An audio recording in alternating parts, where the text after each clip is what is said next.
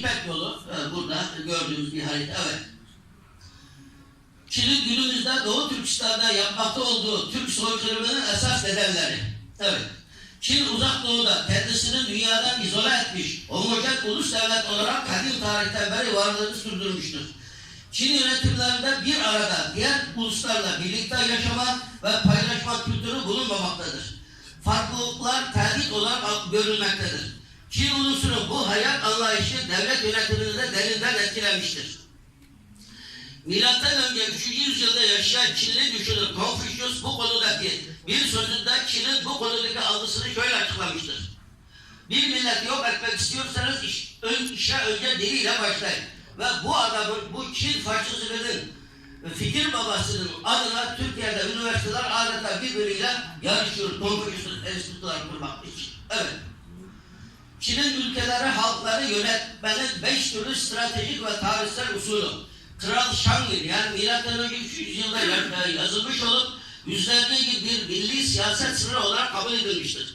Halkı yönetmenin 5 usulü adlı bu kitap günümüzde kadar bütün Çin yönetimcilerinin başucu kitabı olarak halktan 1928 yılına kadar ustaca gizlenmiştir. Çin'e hakim olan bütün yönetimler bu kitapta yazılanlara göre halkı yönetmeye çaba göstermiştir. İşte 5 usul, zayıfları kullanarak güçlüyü, kötüleri kullanarak iyileri yok etmek. Tek din, tek inanç ve tek itikat şekli yaratmak. Bugün Doğu Türkistan'da Çin'in, İslam'ın Çinlileştirilmesi politikası var. Bu devam ediyor. Kişinin mal mülküne el koymak ve nakdi ve akli zenginliği olmayan bir toplum yaratmak.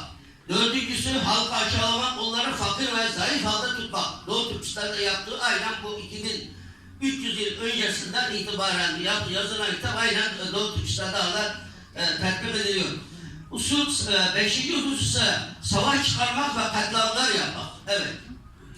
Evet bu geçelim. Çin'in Pakistan'da olan adlandırılan bir diğer 3 aşamalı uygulamasında da öncekilerden takibi ısrarla sürdürülmüştür. Rakiplerin arasında fitne fesat sokarak parçalamak, uzaktaki rakiplerle işbirliği yaparak yakındaki düşmanı yok etmek, tek başına ve zayıf durumda olan uzaktaki rakibinin işini bitirmek. Bugün Şanghay İşbirliği Anlaşması buna bir örnektir. Evet. Türkistan Cumhuriyetlerinin bağımsızlıklarından hemen sonra Çin'in girişimleri sonucu oluşturulan Şanghay İşbirliği Teşkilatı da Çin'in bu milli ve tarihi emellerinin bir sonucudur. Bugün Türkistan ülkeleri adeta Çin'in arka bahçesi ve kubbesi durumundadır. Sığınanlar Çin'e iade ediliyorlar. Şanghay İşbirliği Örgütü'nün güvenlik biriminin merkezi Bişkek'te bulunmaktadır. Evet geçelim. Bugün Xi Jinping'in yine onu takip eden politika savaşa hazır olun. Evet. Şimdiki Çin lideri Xi Jinping rakiplerini çeşitli hile ve desiselere ortadan kaldırarak tek başına iktidarı ele geçirmiştir. Evet. Çin lideri Xi Ağustos 2016'da Tibet'teki insanlık dışı vahşi ve acımasız uygulamalarıyla tanınan Çin Çöngül adlı bir Çinli eski asker Nazi kafalı kişiyi Çin Komünist Partisi bölgesel genel sekreteri olarak Ürümçi'ye atamıştır.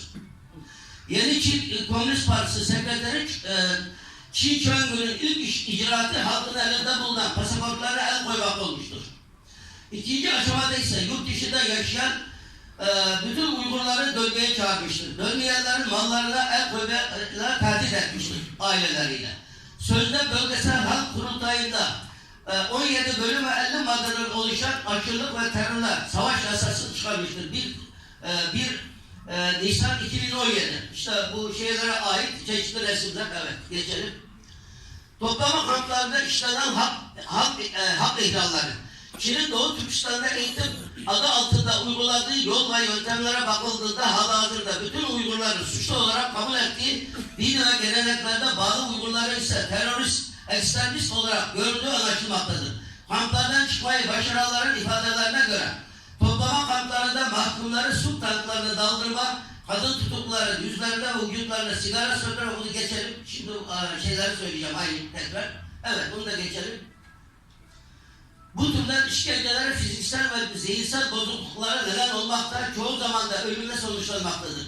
Bazı insan hakları örgütlerinin bilgilerine göre Doğu Türkistan'da Çin yönetimi tarafından kurulan 1200 toplama kampı bulunmaktadır. Bu sayı her Uygur ailesinden en az bir kişinin söz konusu kamplarda tutuklu olduğu anlamına gelmektedir.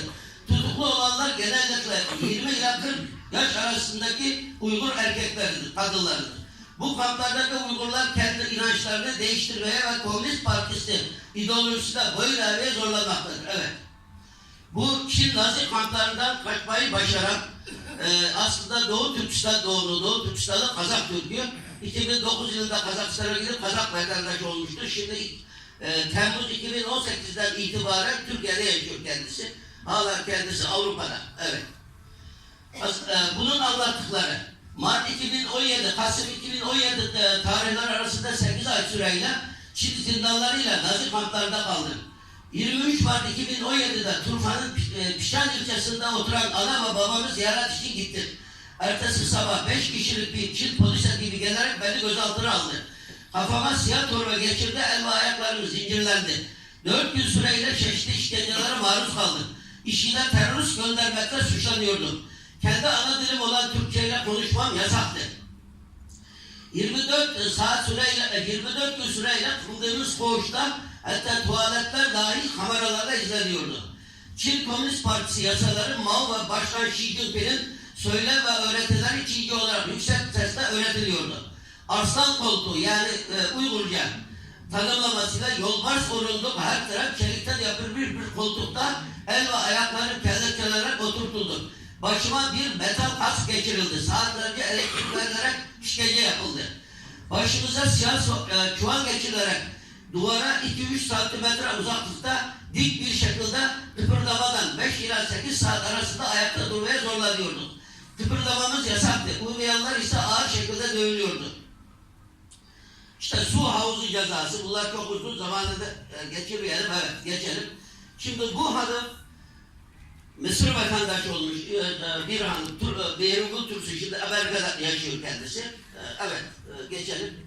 Meyrugul Tursu 29 yaşında. Çin'de yüksek öğrenimi görmüştür. Çin'de bir şirkette çalışırken Mısırlı gençle tanışarak evlenmiş ve Mısır'a yerleşmiştir. Mart 2015'te 3 aylık üçün çocuklarını alarak Korlan'ın Kerçen ilçesindeki ana babasını ziyaret için Doğu Türkistan'a gitmiştir. Daha Ürümçi havaalanındayken tutuklanmıştır. Üçüzlerinden biri bakımsızlıktan ölmüştür. Aralıklarla 2018 yılının Eylül ayına kadar defalarca Çin zindan ve toplama kamplarında hapsedilmiştir. Kendisine yapılan zulüm ve işkenceleri dünya medyasına şöyle anlatmıştır.